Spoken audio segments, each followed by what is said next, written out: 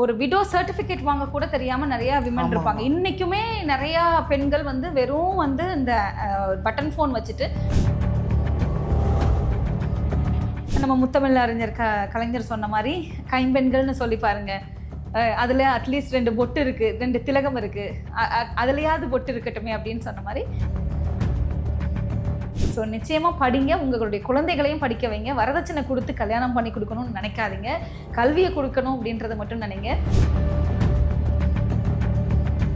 பயப்படாதீங்க, அதாவது தனிமைப்பட்டு போயிட்டோம் அப்படின்னு நினச்சி பயப்படாதீங்க. இந்த உலகத்துக்கு நம்ம வரும்போது தனிமையாக தான் வந்தோம். திருமண நிகழ்ச்சிகள், சுப நிகழ்ச்சிகளில் முன்னாடி வரக்கூடாது. சில பேர் என்ன பண்ணுறாங்க, வந்துட்டு அவங்க வந்து முக்காடு போட்டுட்டு வரணும்.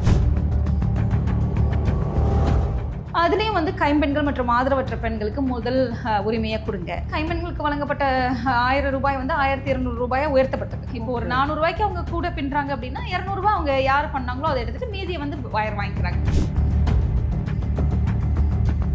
அதையும் தாண்டி வந்து பார்த்திங்கன்னா ரெக்ரியேஷன், அவங்களுக்கு வந்து கேம்ஸ், தாயபாஸ், பல்லாங்குழி, செஸ், கேரம், ட்ரெடிஷ்னல் கேம்ஸ், அப்புறம் ஃபேமிலி டேஸ்ன்னு சொல்லிட்டு.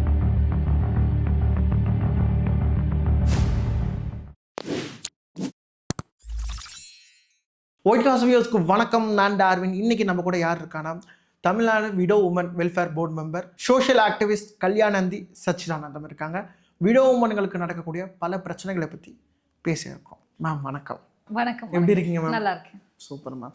இந்த பிளாட்ஃபார்ம் மூலியமாக பெண்களுக்கு, அதாவது இன்னைக்கு மகளிர் தினம், பெண்களுக்கு நீங்கள் என்ன சொல்ல விரும்புறீங்க? பெண்களுக்கு நான் என்ன சொல்லணும் அப்படின்னு நினைக்கிறேன்னா, அண்ணல் அம்பேத்கருடைய வழியில் நின்று I measure the progress of the community by the progress which women have made அப்படின்னு தான் நானுமே ஆழமாக நம்புகிறேன். நம்மளுடைய தமிழ்நாடுடைய முதல்வர் அவர்கள் சொன்ன மாதிரி மகளிர் உயர மாநிலம் உயரும். பெண்கள் வந்து எதையுமே நீங்கள் தடையாக நினைக்க வேண்டியதில்லை. பயப்படாதீங்க, அதாவது தனிமைப்பட்டு போயிட்டோம் அப்படின்னு நினச்சி பயப்படாதீங்க. இந்த உலகத்துக்கு நம்ம வரும்போது தனிமையாக தான் வந்தோம். அந்த இடைக்காலங்களில் வந்துட்டு நம்ம பல்வேறு நிலைகளில் நம்ம வந்து பார்த்திங்கன்னா ஒவ்வொருத்தரையும், ஒரு தகப்பனாக இருக்கட்டும், கணவராக இருக்கட்டும், யாரையோ ஒரு சார்ந்திருக்கக்கூடிய ஒரு நிலை இருக்குது. ஆனால் நம்ம எப்போதுமே நம்மளுடைய சுயமரியாதையை விட்டு கொடுத்து வாழக்கூடாது அப்படின்றது தான். அதுக்கு கண்டிப்பாக கல்வி ரொம்ப ரொம்ப முக்கியம். படிங்க. குறிப்பாக இதை கேட்டுட்டு இருக்க கைம்பெண்கள் வந்துட்டு நீங்களே உங்களுக்கு படிக்கணும்னு ஒரு ஆசை இருந்தால் கூட உங்களுடைய கல்வியை நீங்கள் எங்கே விட்டீங்களோ அங்கேருந்து தொடரலாம். இல்லை திறன் வளர்ச்சி எடுத்துக்கணும், திறன் பயிற்சி எடுத்துக்கணும்னா எங்கேருந்து நீங்கள் தொடரலாம். ஆனால் சுயமரியாதையோடு நம்ம வாழணும் அப்படின்னா கல்வி கண்டிப்பாக நிச்சயமாக தேவை. கல்வி இருந்தால் நம்மளால் வந்துட்டு ஒரு பெண் வந்து திடீர்னு வந்து கணவனை இழக்கிறாங்க, எல்லாத்தையுமே இழந்துட்டாங்க. ஆனால் அவங்கக்கிட்ட கல்வி இருக்குது அப்படின்னா அவங்க எதையுமே இழக்கலாம், அங்கேருந்தே ஸ்டார்ட் பண்ணிக்கலாம். ஸோ நிச்சயமாக படிங்க, உங்களுடைய குழந்தைகளையும் படிக்க வைங்க. வரதட்சணை கொடுத்து கல்யாணம் பண்ணி கொடுக்கணும்னு நினைக்காதீங்க, கல்வியை கொடுக்கணும் அப்படின்றத மட்டும் நினைங்க. அண்ட் வந்து பாலியல் சீண்டல்களும் அதே மாதிரி வந்துட்டு அவதூறும் இல்லாட்டி வந்து அடி உத வாங்கி நம்ம வாழணும் அப்படின்றது பல ஆண்டு காலமாக நம்ம மேலே விதைக்கப்பட்டிருக்கு. பல்வேறு இடங்களில் வந்துட்டு உங்களுக்கு நடக்கக்கூடிய கொடுமைகளை நீங்கள் சொல்லும்போது இது சகஜம் தானே, இது ஓகே தானே, இது இப்படி தானே இருக்கும் இந்த சொசைட்டி அப்படின்னு சொல்லும்போது அதை தகர்த்து எறியணும்னு நினைங்க. அது ஓகே இல்லை. நாமளும் மனிதர்கள் தான், எப்படி ஆண்கள் இருக்காங்களோ அதே மாதிரி தான் நாமளும் பெண்கள், நம்மளும் உயிரினங்கள் தான். இது அடிப்படை மனித உரிமை மீறல் அப்படின்றதையும் நீங்கள் உணரணும். பாலியல் சீண்டல்கள் இல்லாத ஒரு சமுதாயத்தில் நம்ம வாழணும். ஸோ எந்த மாதிரியான ஒரு விஷயம் வன்முறை இருந்தாலும் அதுக்கு நோ சொல்லி பழகுங்க. அதை முதல் தடவையே சொல்ல பழகுங்க. மேம், இப்போ இருக்க காலகட்டத்தில் விடோ உமன்ஸ்க்கு எந்த பிரச்சனையும் கிடையாது, அந்த மாதிரிலாம் இப்போ யாரும் பெருசாக ஃபேஸ் பண்ணுறதில்ல அப்படின்னு சொல்லி ஒரு கருத்து முன் வச்சுட்டு இருக்காங்க. அது உண்மையா? விமனுக்கு அதாவது ஜென்ரலாகவே விமன் வரும்போது வந்துட்டு பல்வேறு சேலஞ்சஸ் இன்றைக்குமே சொசைட்டியில் இருந்துக்கிட்டு தான் இருக்குது. ஸோ இப்போ நீங்கள் விடோட் விமன் அப்படின்னு சொல்லி கேட்டிங்கன்னா எப்படி பிரச்சனை இல்லாமல் இருக்கும் அவங்களுக்கு. ஸோ அது விமனை வந்து நம்ம பல்வேறு இன்டர்செக்ஷனலைசேஷன்னு சொல்கிறோம். இப்போ அதாவது பல்வேறு தரப்பாக நம்ம வந்து இன்றைக்கி குறிப்பாக கவர்மெண்ட் பாலிசிஸை வாய்ஸ் அவுட் பண்ணுறதுக்கும் அவங்களுடைய நலன் கருதியும் நம்ம வெவ்வேறு விதமாக பிரிக்கிறோம். விடோட் விமன்னு சொல்கிறோம், நம்ம வந்து ஆதரவற்ற நிலையில் இருக்கக்கூடிய பெண்கள்னு சொல்கிறோம், நலிவுற்ற நிலையில் இருக்கக்கூடிய பெண்கள், பேரிளம் பெண்கள், ஒரு 40 வயசுக்கு மேலேயும் திருமணமாகாமல் பல்வேறு குடும்ப காரணங்களால் வந்துட்டு பார்த்திங்கன்னா திருமணமே செஞ்சுக்காமல் இருக்கக்கூடிய பெண்கள் நிறைய பேர் இருப்பாங்க. அதில் வறுமை ஒரு காரணமாக இருக்கலாம், குடும்ப சூழல் ஒரு காரணம், குடும்ப சுமை ஒரு காரணம், வயதான பெற்றோர்களாக இருப்பாங்க, கவனிக்க முடியாத நிலைமையில் அவங்க தான் அந்த குடும்பத்தையே எடுத்து ரன் பண்ணிகிட்ருப்பாங்க விமன். ஸோ இப்போ விடோட் விமனை பொறுத்த வரைக்கும் அதாவது இன்னைக்கு வந்து பார்த்திங்கன்னா நம்மளுடைய கவர்மெண்ட் வந்து நிறைய விஷயம் செஞ்சிட்ருக்காங்க. அண்ட் நம்ம தமிழ்நாடை பொறுத்த வரைக்கும் பார்த்திங்கன்னா ஓரளவுக்கு நம்ம வந்து நம்மளுடைய பார்வை வந்து அவங்க மேலே வந்துட்டு ஒரு நல்ல விதமான ஒரு பார்வை இருக்குது. ஆனால் குக்கிராமங்களில் சரியா அதுலேயும் வந்து பார்த்திங்கன்னா நிறையா அதுலேயும் குக்கிராமங்கள்லையோ இல்லாட்டி வந்து பார்த்திங்கன்னா பிலோ பாவர்ட்டி லைனில் இருக்கக்கூடிய பெண்கள், இப்போ விடோட் விமனாக இருக்கக்கூடிய வீட்டில் அவங்க தான் வந்துட்டு சிங்கிள் பேரண்ட்டாக இருக்காங்க. ஆமாம். ஸோ சிங்கிள் பேரண்ட்டாக இருக்கும்போது அவங்க தான் சோல் பிரெட் வின்னர்ஸாக இருப்பாங்க. ஸோ இப்போ அவங்க தான் வந்து ஒரு தாயாகவும் தகப்பனாகவும் அந்த குழந்தைகளை காக்கக்கூடிய நிலையில், அவங்களுக்கு பொருளாதாரம் ஈட்டக்கூடிய நிலையில், அவங்கள பாதுகாக்கக்கூடிய இடத்துல அவங்க இருக்கிறாங்க. 2 ரோல் ப்ளே பண்ணி ஆகணும். ஆமாம், டூயல் ரோல். அவங்க டெஃபினட்டாக 2 அவங்களுக்கு வந்து நிறைய கைகள் வேணும். சரியா? ஸோ அப்படியே அவங்க வேலைக்கும் போகணும், பிள்ளைங்களையும் பாதுகாக்கணும். இதெல்லாம் தாண்டி சமுதாய அவலங்கள்னு ஒன்று இருக்குல்ல. அதாவது குறிப்பாக வந்துட்டு விடோவுட் அப்படின்றத இப்போ மென்னை பார்க்குற விதமும் நம்ம விமனை பார்க்குற விதமும் என்டையர்லி டிஃப்ரெண்ட் தான்.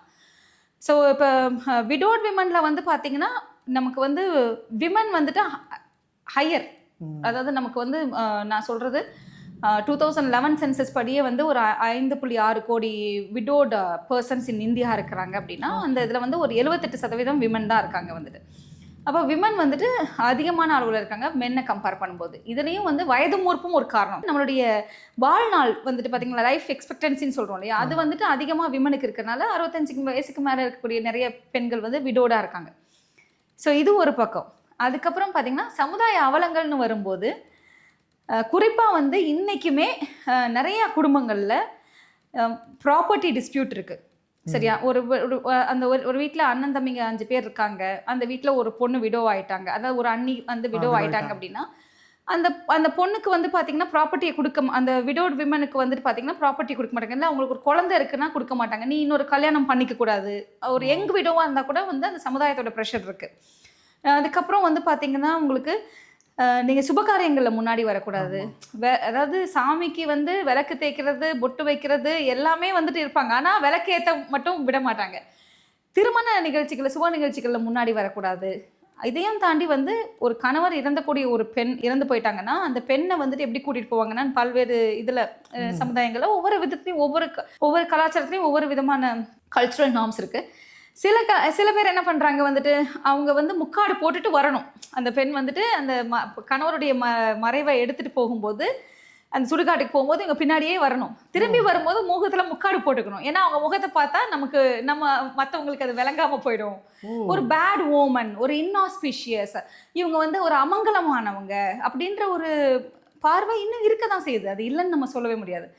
ஸோ விடோட் விமனுடைய லைஃப் வந்துட்டு ஈஸியான லைஃப்லாம் நம்ம சொல்ல முடியாது. அவங்க வந்து they are facing bigger challenges. விமனே நிறைய சேலஞ்சஸ் ஃபேஸ் பண்ணுறாங்க. அதுலேயும் இந்த மாதிரி டிஸ்அட்வான்டேஜ்டாக ஆகி அதுக்கப்புறம் வந்து சமுதாயத்தினால புறக்கணிக்கக்கூடிய நிலையில் இருக்கக்கூடிய பெண்களுக்கு நிறைய சேலஞ்சஸ் தான் இருக்குது. இப்போ ஒரு கணவனை இழந்த பெண் வந்து ஃபினான்ஷியலாகவும் எமோஷ்னலாகவும் எவ்வளோ ஒரு ஸ்ட்ரகிள்ஸை ஃபேஸ் பண்ணுவாங்க மேம்?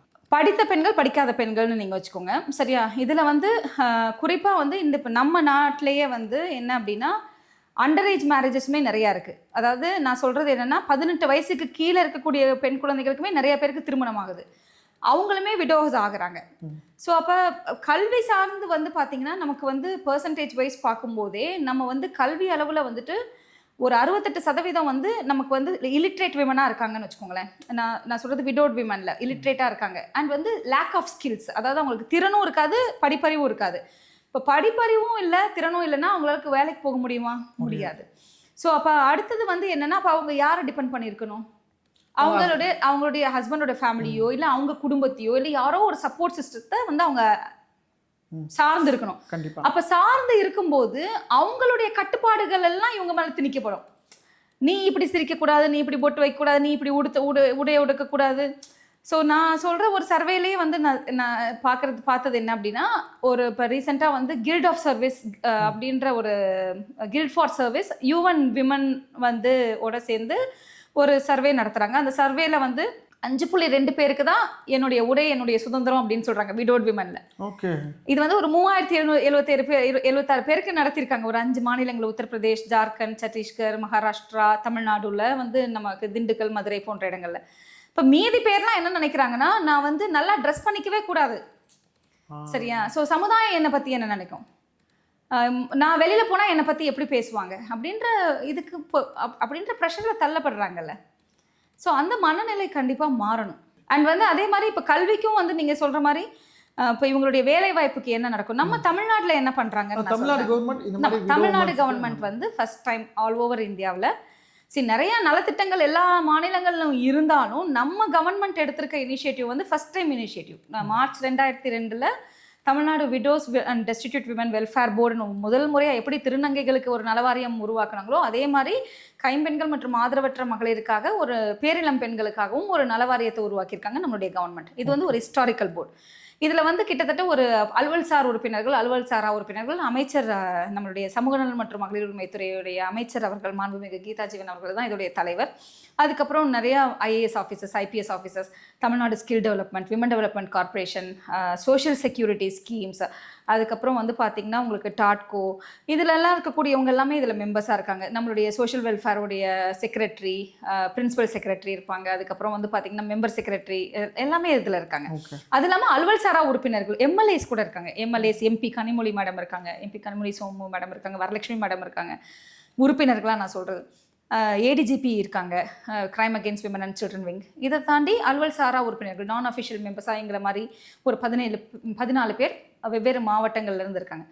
ஸோ நாங்கள் என்ன பண்ணணும் அப்படின்னா, எங்களுடைய அப்ஜெக்டிவ் என்னென்னா, இவங்களுடைய கல்வி, கைம்பெண்களுடைய கல்வி சார்ந்து, கைம்பெண்களுடைய குழந்தைகளுடைய கல்வி சார்ந்து, அதுக்கப்புறம் பார்த்திங்கன்னா இவங்களுக்கு சுயதொழில் செய்வதற்கான பயிற்சி, அதுக்கப்புறம் அவங்களுடைய திறன் வளர்ப்பு, அவங்களுக்கு சட்டம் சார்ந்த விழிப்புணர்வு, அவங்களுடைய ஹெல்த்.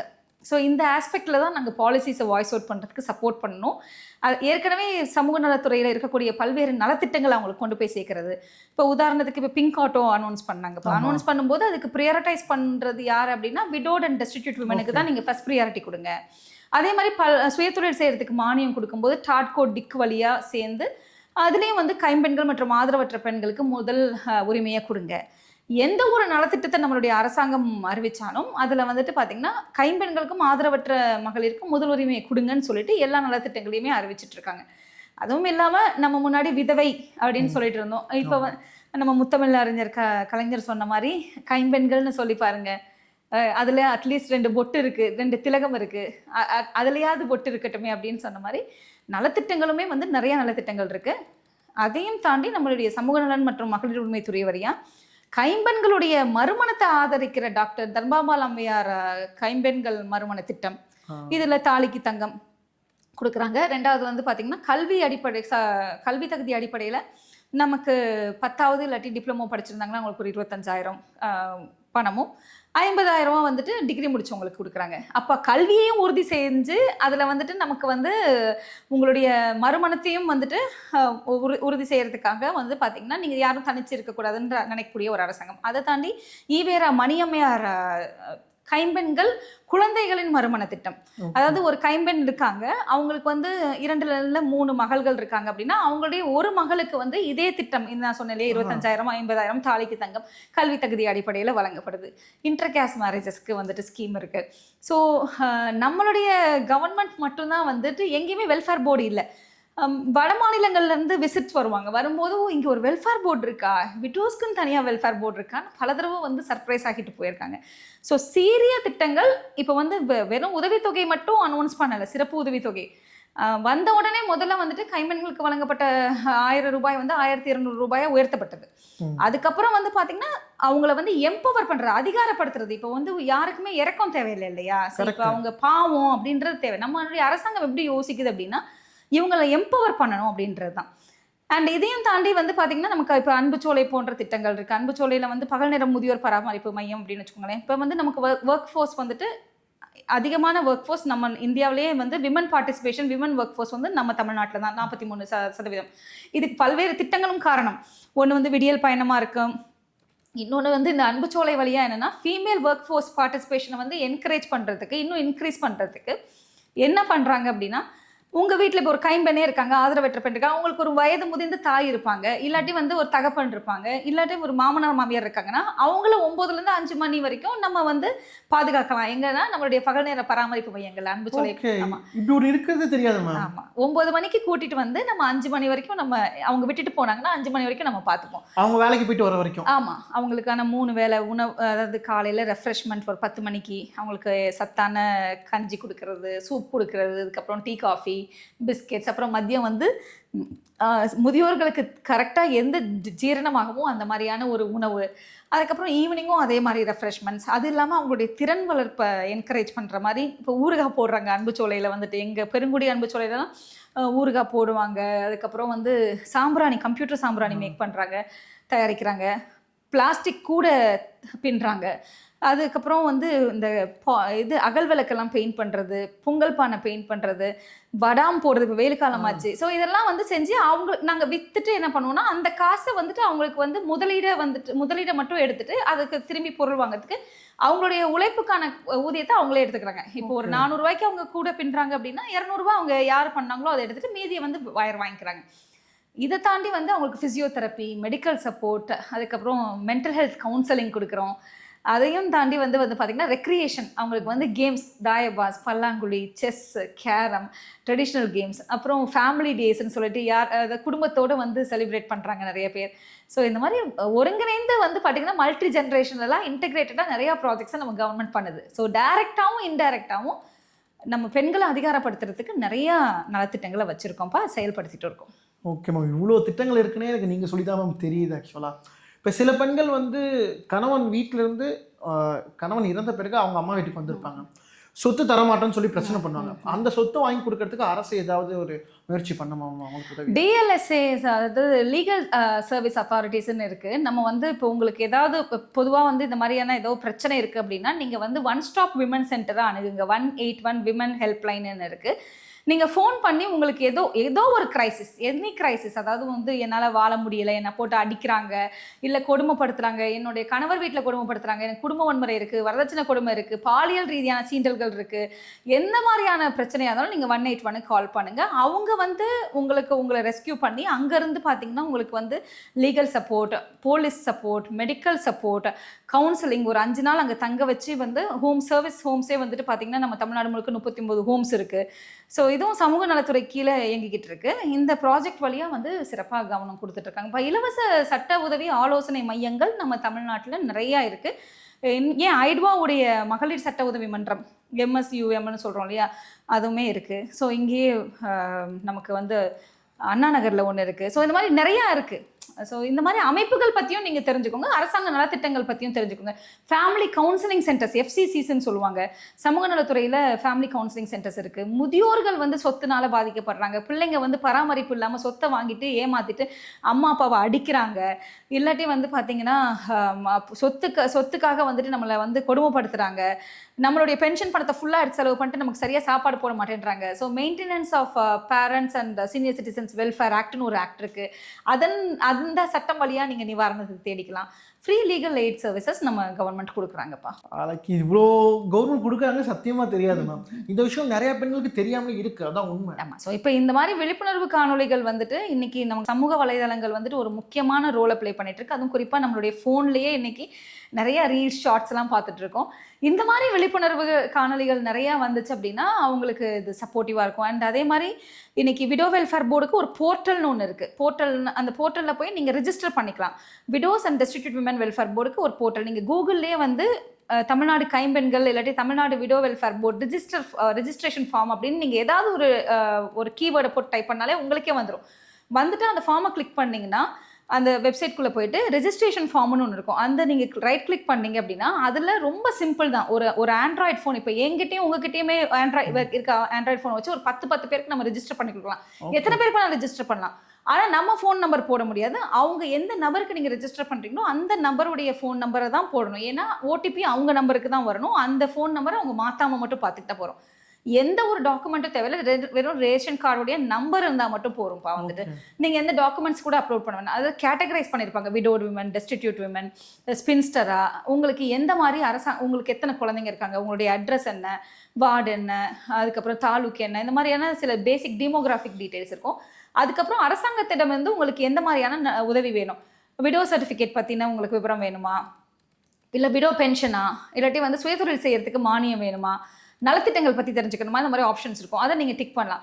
இப்போ இந்த டேட்டாஸ் வந்துட்டு இப்போ ஆல்ரெடி 1 லட்சத்துக்கு மேலே இங்கே நம்மக்கிட்ட பதிவு பண்ணியிருக்காங்க விடோ வெல்ஃபேர் போர்டில். இப்போ இந்த டேட்டாஸ் வச்சு என்ன பண்ண போகிறீங்க மேடம் அப்படின்னா, உங்களுக்கும் அரசாங்கத்துக்கும் நேரடியாக தொடர்பு வந்துச்சு. இப்போ ஒரு விடோ விமன் இருக்காங்க, அவங்களுக்கு வந்து பார்த்தீங்கன்னா ஒரு நலத்திட்டத்தை அரசாங்கம் அனௌன்ஸ் பண்ணுறாங்க அப்படின்னா எந்த மிடில் மேனும் இல்லாமல் டேரெக்டாக வந்துட்டு ஆஃபீஸர்ஸே என்ன பண்ணுவாங்கன்னா ஒரு ஸ்கீம் அனௌன்ஸ் பண்ணும்போது இப்போ ஓகே விடோ உமன் எத்தனை பேர் இருக்காங்களா அவங்கள வந்து அப்ரோச் பண்ணுறாங்க டிபார்ட்மெண்ட் வைஸாக.